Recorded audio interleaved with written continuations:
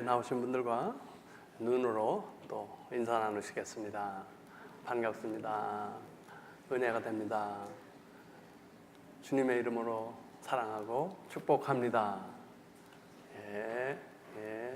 다 보셨죠? 한 사람도 빠짐없이. 이제 하나님 말씀 함께 보겠습니다. 요한계시록 2장 8절에서 11절입니다. 서머나 교회의 사자에게 편지하라. 처음이며 마지막이요 죽었다가 살아나신 이가 이르시되 내가 네 환난과 궁핍을 알거니와 실상은 네가 부요한 자니라. 자칭 유대인이라 하는 자들의 비방도 알거니와 실상은 유대인이 아니요 사탄의 회당이라. 너는 장차 받을 고난을 두려워하지 말라. 볼지어다 마귀가 장차 너희 가운데에서 몇 사람을 옥에 던져 시험을 받게 하리니 너희가 10일 동안 환난을 받으리라. 네가 죽도록 충성하라. 그리하면 내가 생명의 관을 내게 주리라. 귀 있는 자는 성령이 교회들에게 하시는 말씀을 들을지어다. 이기는 자는 둘째 사망의 해를 받지 아니하리라. 하나님의 말씀이었습니다. 하나님 감사합니다.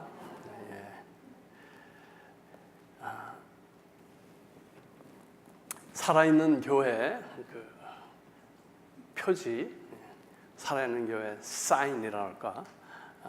그거 첫째가 사랑이라면 두 번째 표지는 고난이 아닌가 생각이 됩니다. 이 사랑과 고난은 붙어 다닌다고 볼 수가 있습니다. 고난을 달게 받으려 한다는 것은 사랑이 진실하다는 증거입니다. 우리 한국의 유명한 소설이죠. 성춘향과 이도령. 성춘향이 그 모진 고난을 칼에 씌워가지고 옥생을 하고 막 매를 맞고, 그런데도 이도령을 사랑하기 때문에 견뎌내는 거 아니겠습니까? 오늘 이 서머나 교인들은 그러한 고난 가운데서도 우리가 지난 시간에 본 에베소 교인들처럼 그 첫사랑을 잃어버리지 않은 것 같습니다. 오히려 베드로와 요한 사도처럼 그리스도의 이름을 위해 능력받는 일에 합당한 자로 여기심을 기뻐했다고 볼 수가 있습니다. 이 서머나 교회는 에베소 교회 북쪽으로 한 50km 정도 떨어져 있다고 그러는데, 언제 시작되었는지 사도행전이나 신약 성경의 서신에 언급이 되어 있지 않습니다.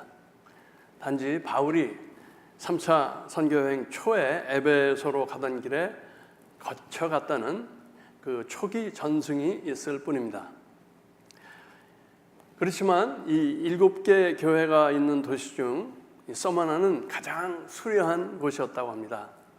도로가 잘 깔려 있고 스스로 자기들이 아시아의 자존심이라고 말했다고 합니다. 그리고 당연히 이 에베소와 경쟁 구도에 있었다고 합니다. 이 에베소와 마찬가지로 서머나도 항구 도시입니다. 그래서 수출과 무역 이런 것이 번창했고 상당히 번창한 도시였다고 합니다. 그리고 지금 현재 그 폐허가 된 에베소와는 달리 이 서머나는 아직도 20만 인구의 항구 도시로 건재하고 있다는 것입니다. 서머나 교회는 예수님을 위해 고난받은 교회를 대표한다고 볼 수 있습니다. 주님께서 말씀하시죠. 내가 너희 환난을 안다. 너희가 고난받은 것을 주님이 아신다는 것입니다. 그렇게 시작된 이 서머나를 향한 주님의 편지 내용은 과거와 현재의 서머나가 받은 고난에 대해서, 또 앞으로 다가올 더 심한 환난에 대한 그러한 경고, 그리고 마지막으로 끝까지 견디라는, 죽도록 충성하라는 권면으로 끝마치고 있습니다. 이 서머나 교회가 어떤 고난을 받았을까 한번 살펴보기로 하겠습니다. 첫째는 당시 로마 황제가 이게 신 같은 존재로 되어서 그 황제를 숭배하는 그런 것이 강요되는 시절이었습니다. 그런데 그 황제 숭배를 거부했다는 것이죠. 당시에 이 아시아의 도시들은 경쟁적으로 로마 황제에 대한 자기들의 충성을 과시하는 그런 시대였습니다. 그런데 이 서머나는 그 로마를 인격화한 여신 데아 로마라는 그런 신상을 세울 수 있었고, 그 다음에 황제 티베리우스의 신전 건축을 따내는, 그것도 이제 아무 도시나 마음대로 세우지 못하는가 봐요. 그 중에서도 선택적으로 이 서머나가 티베리우스 황제의 신전을 건축하도록 해서 그러한 신전이 있었고, 또 황제의 이 흉상 앞에 제단에 이제 불이 이렇게 있는데 거기다 향을 이렇게 뿌리면서 황제에게 그 충성사약이랄까 제사를 드리는 그런 것이 요구되는 시대였는데 그런 것을 거부했다는 것입니다. 당시 이 유대교인들은 일부 이 황제의 그 정책과 타협함으로써 그 신상 앞에 제사 드리는 의무는 면제를 받았다고 합니다. 그러니까 유대교인들은 일종의 그 혜택을 로마 정부로부터 받은 데 반해서 기독교인들은 좀 더 핍박을 받았다고 볼 수 있는데, 그런 말이 있죠. 야단치는 시어머니보다 말리는 시누이가 더 밉다. 그런 말 못 들어봤어요? 이 기독교인들한테는 핍박하는 로마 정권보다도 이 유대교인들이 더 미운 짓을 하는 거예요. 자기들이 그 약간 그 뭐라 합니까? 특별 대우를 받는 것에 대해서 일반 로마 시민들이 조금 이렇게 좋지 않은 눈길로 보는 것을 그것을 기독교인들한테 돌리는 거예요. 야, 이놈들은 더 나쁜 놈들이 여기 있다. 우리는 굉장히 좋은 사람이다. 이렇게 기독교인들에게 그 화살이 더 박해가 더 심하게 갈 수 있도록 이 유대인들이 일조를 했다는 것입니다. 이 유대인들이 참 독해요. 독해. 물론 머리도 우수하지만, 근데 우리 기독교가 받은 박해 중에서 가장 그 악랄한 것들이 이 종교인들로부터 받은 박해라고 그래요. 근데 유대인들이 이제 그 카테고리에 들어가는데, 그 예수님 처형시에 그런 일을 하고서는 그 다음에 그 바울 사도를 얼마나 끈질기게 박해합니까?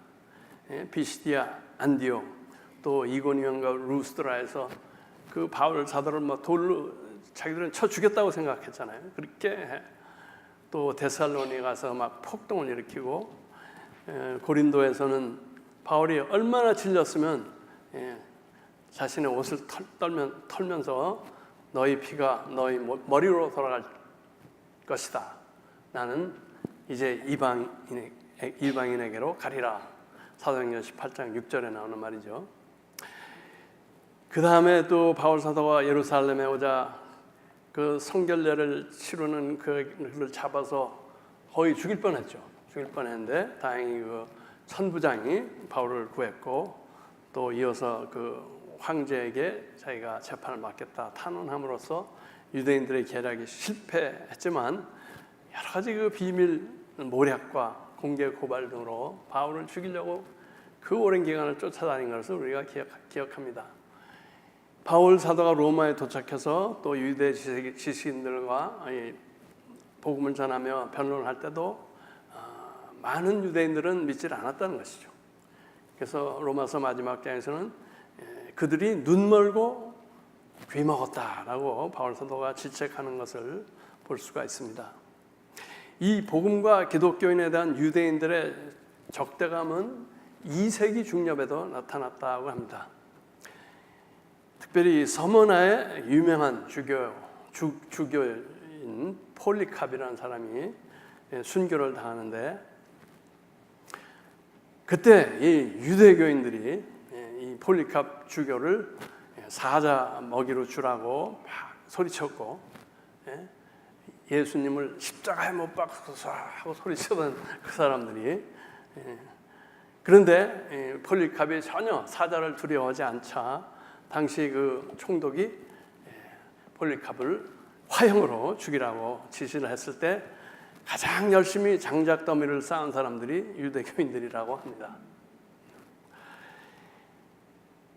서머나 교인들이 이러한 여러 가지 핍박을 견뎠는데 그 네 가지를 오늘 본문이 언급하고 있습니다. 궁핍과 시험을 받은 교회라고 말합니다. 내가 너희들의 궁핍을 안다. 이거는 추상적인 의미가 아닙니다. 부유하고 번창한 도시였는데 서머나 교인들이 진짜 가난했다는 것입니다. 그래서 학자들은 이 서머나 교인들이 원래 낮은 계층 사람들이 모여서 된 교회가 아니냐 이런 추측도 있고요. 또는 뭐 중산층 사람들이었는데 가난한 사람들을 구제하느라고 이들이 스스로 가난해졌지 않은가 그렇게 상상하기도 하고, 하여튼 이들이 진짜 가난했다는 것입니다. 근데 좀 더 우리가 좋게 봐주면 그들이 정직하게 살았다고 볼 수 있습니다. 정직하게 사업을 했다고, 불의한 방법을 버렸고 손쉬운 이득을 그들은 놓칠 수 있었다는 것이죠. 또 당시 그 유대인과 그 로마인들의 그 박해로 인해서 기독교인들에게 거래를 거절했을 수가 있습니다. 그다음에 취업이 안 됐을 수가 있습니다. 그리고 집 같은 것이 몰수될 수도 있었습니다. 이런저런 이유로 가난했는데 히브리서 10장 34절의 말같이 너희 산업을 빼앗기는 것도 기쁘게 당한 것은 더 낫고 영구한 산업이 있는 줄 암이라. 영원한 기업을 바라보며 이 현세의 그 기업이 빼앗기는 것도 이들은 기쁘게 당했다는 것입니다. 그래서 사실 이 기독교의 삶과 세상적인 이익이나 세상적인 부요하고는 이게 이퀄이 안 되는 것입니다. 이렇게 물질적인 이득과 정직이 함께하기가 어렵다는 것이죠. 그래서 이 빈곤은 예수님의 제자가 치러야 할 대가라고 볼 수가 있습니다. 두 번째, 그들은 모함의 그 핍박과 시험을 받았다는 것입니다. 내가 자칭 유대인이라 하는 자들의 회방도 안 하니, 회방, 모함, 중상 이런 것을 말하는 것이죠. 실상은 그들이 유대인도 아니요, 그 사탄의 회당이라고 말씀하고 있습니다. 주님이 유대인과 이 그리스도의 적들은 거짓으로 예수님의 백성들을 모독했고, 그것이 다 자기들의 그 우두머리인 마귀에서 배워온 행태라는 것이죠. 그래서 참소하고 중상하는 자라는 뜻이 있습니다. 마귀는 원래 뜻이 참소하고 중상하는 자, 거짓말장이요 거짓의 압이라고 되어 있는데 요한복음 8장 44절이죠. 그러한 일들을 이 자칭 유대인이라 하는 사람들이 기독교인을 향해서 했다는 것입니다. 근데 지금도 이게 사실이지만 이 남을 향한 험담, 중상은 듣는 사람들의 마음을 끌어들이는 것입니다. 그래서 잠언 26장 22절에 보면 이 남을 모함하는 험담은 별식과 같아서 뱃속 깊은 데로 내려가느니라 라고 되어 있습니다. 별식, 특식과 같이 잘 들어 사람들이 받아들인다는 거죠.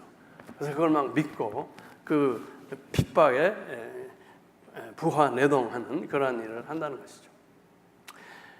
그러한 오해와 놀림과 비방으로 이 서머나의 교인들은 깊은 상처를 받았지만 겸손하신 주님의 가신 길을 따라서 견뎌 나갔다는 것입니다. 베드로전서 2장 23절에 나오는 것 같이 욕을 받으시되 대신 욕하지 않으시고 고난을 받으시되 위협하지 않으시고 오직 공의로 심판하신 자에게 부탁했다. 오늘 본문 10절에 내가 장차받을 고난을 두려워하지 말라 하는 것입니다. 이제 앞으로 닥칠 고난에 대해서 말씀하시는데 여태까지 당한 것보다 더 심한 게 온다는 것입니다. 첫째는 감옥에 갇히는 시험이 올 것이다. 볼지어다 마귀가 장차 너희 가운데서 몇 사람을 옥에 던지리니. 그리고 10일 동안 고난이 있을 것이다. 이 10일에 대한 해석이 확실한 것은 없는데 그게 문자적인 열흘간이냐 뭐 여러 가지 이론이 있는데 가장 좀 중도적인 해석은 제한된 시간의 고난이다. 뭐 이게 10일이 될지 10달이 될지 모르지만 하여간 제한된 시간의 고난이 있을 것이다. 그렇지만 죽도록 충성하라고 10절에서 말씀하고 있습니다. 그런데 이 예언의 말씀에 의거한 것인지 확실치는 않지만 그 서머나의 폴리캅 주교의 죽음이 2세기 초에 있은 것이죠. 그 폴리캅은 요한에 의해서 임명이 됐다고 합니다. 이 서머나의 감독으로. 그가 여러 가지 이런 배교 압력 또 죽음의 위협에 항거하다가 죽게 되는데 그때 그가 이런 말을 했다고 합니다. 지난 86년 동안 그분을 섬겼고 그분은 내게 잘못하신 일이 하나도 없습니다. 그런데 내가 어찌 나를 구원하신 나의 왕을 모독할 수 있단 말이요.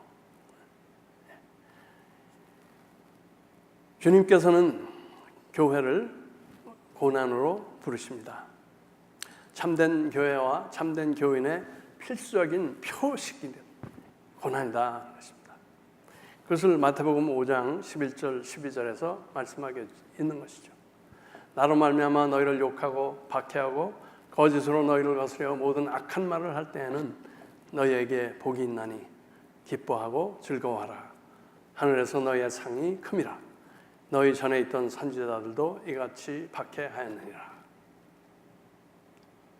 누가복음 6장 26절에는 모든 사람이 너희를 칭찬하면 화가 있도다 그랬습니다. 그들의 조상들이 거짓 선지자들에게 이와 같이 하였느니라. 그리고 주님께서 바로 우리의 주님께서 이 모든 고난을 몸소 겪으셨다는 것입니다. 그래서 고난은 참된 교회의 보증서다라고 말할 수가 있습니다. 바울이 그 좋은 예죠. 고린도후서 11장 23절 이하에 보면은 그들이 그리스도의 일꾼이냐 정신없는 말을 하거니와 나는 더욱 그러하도다.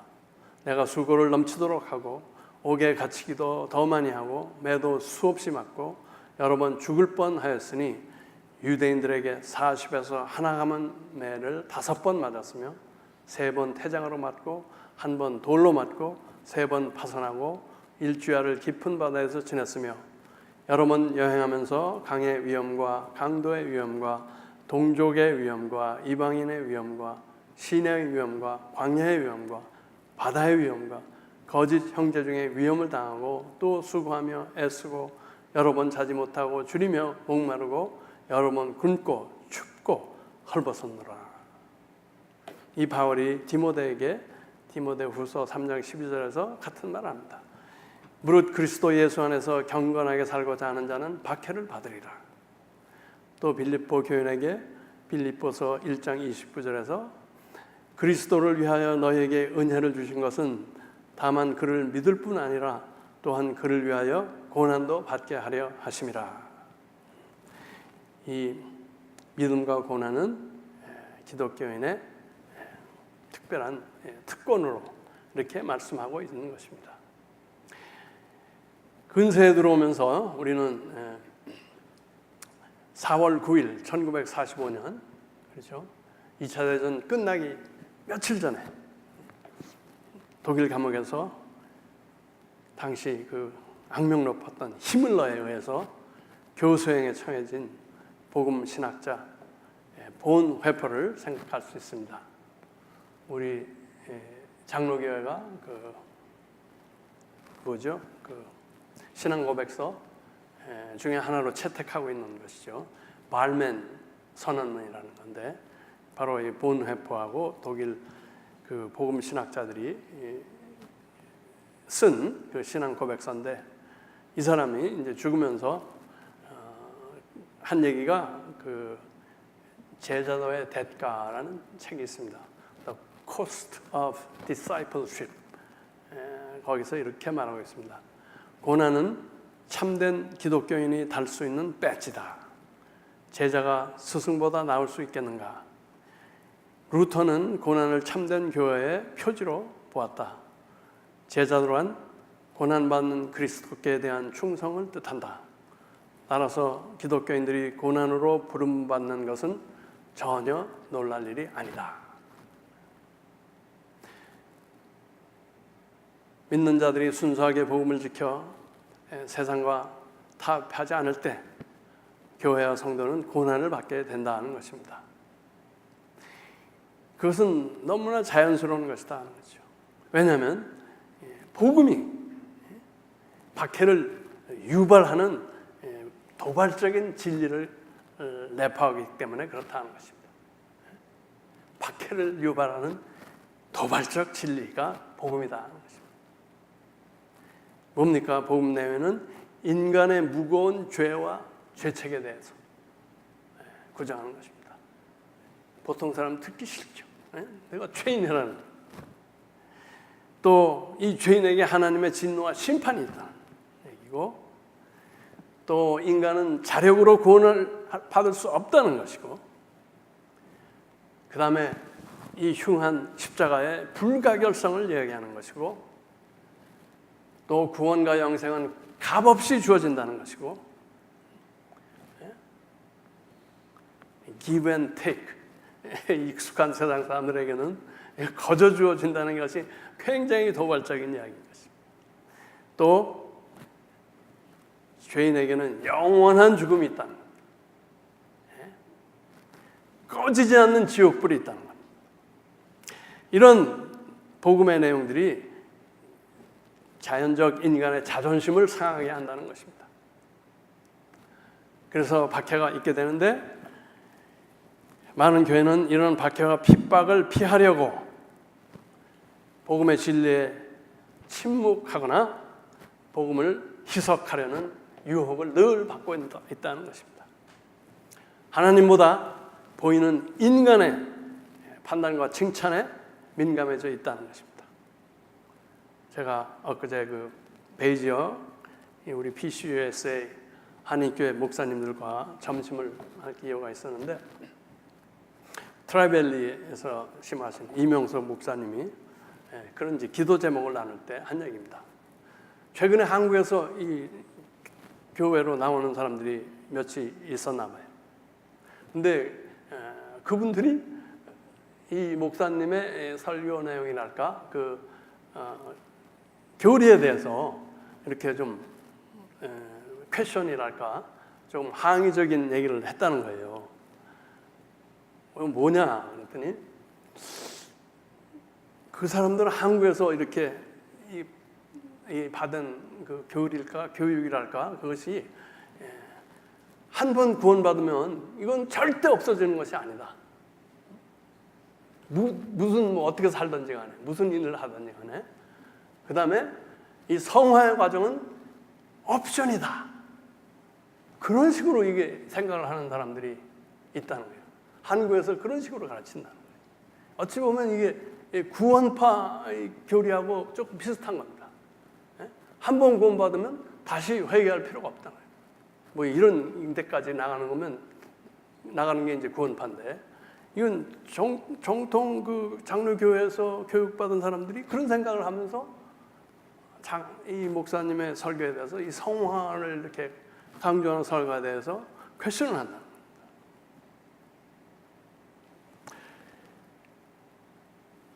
여러분, 정직한 사업, 혼전순결, 결혼 후 정절, 탐욕 대신 자족한 삶, 절제와 자기 희생 같은 예수님의 도덕 기준이 인기가 없다는 것입니다. 이런 기준을 고수하려는 교회는 고난의 광야에 들어가야 한다는 것입니다. 감사하게도 이러한 고난의 부르심과 함께 주님은 우리에게 은혜의 약속을 주시는 것입니다. 이러한 고난을 이길 힘과 능력, 소망을 주시는 것입니다. 말씀에 위로와 위안이 있는 것입니다. 예수님의 위로 7가지를 말씀드리고 말씀 마칠까 합니다. 내가 장차받을 고난을 두려워 말라. 내가 죽도록 충성하라. 믿음과 두려움은 정반대 개념입니다. 믿음과 두려움은 공존할 수가 없습니다.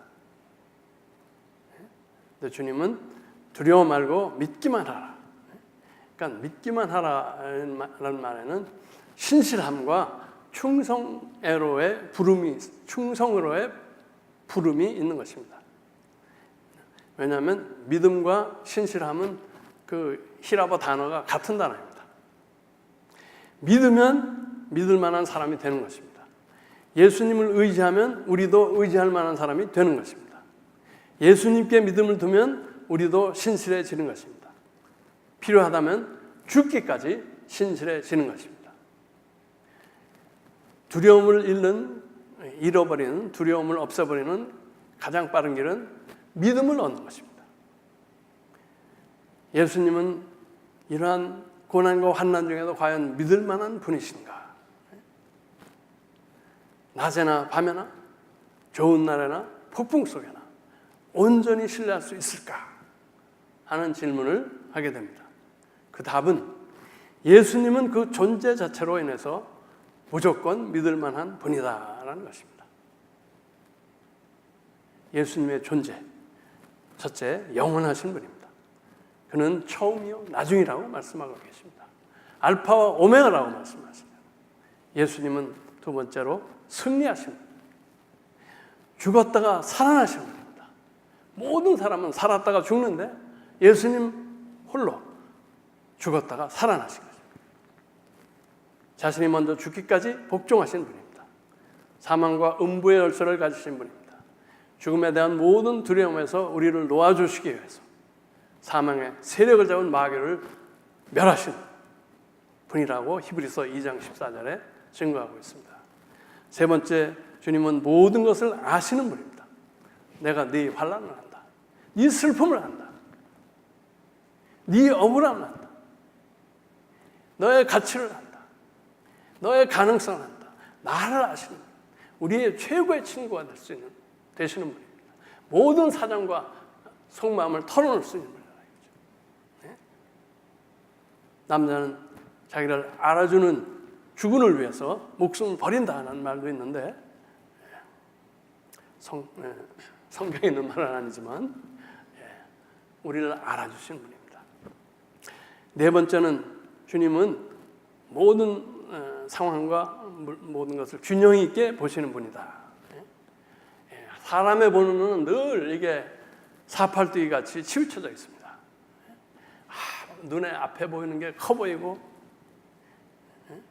조금 바짝바짝하는 게 좋아 보이고 하나님은 그런 게 없다는 거죠. 우리들의 물질적 상태, 영적 상태, 물질적 환경, 영적 환경을 정확하게 보신다. 그래서 주님은 그렇게 말씀할 수 있는 거예요. 너희가 가난하지만 하나님께 대해서 부유하고 믿음에 부유하고 선한 삶에 부유한 사람이다. 너희들은 이 세상에서 비록 없는 것 같이 보이지만 하늘에 보물을 쌓아두는 사람들이다. 없는 것 같으나 실은 모든 것을 가진 사람이다. 다섯 번째는 주님은 주관하시는 분입니다. 모든 것을 관장하시는 분이다. 어떠한 고난도 우리를 삼킬 수는 없다는 것입니다. 이 주님이 관여하시기 때문에, 주님께서 한계를 정하시기 때문에. 그래서 조금 전에 말했지만 그중 몇 사람만 옥에 들어간다고 그랬습니다. 그게 한계입니다.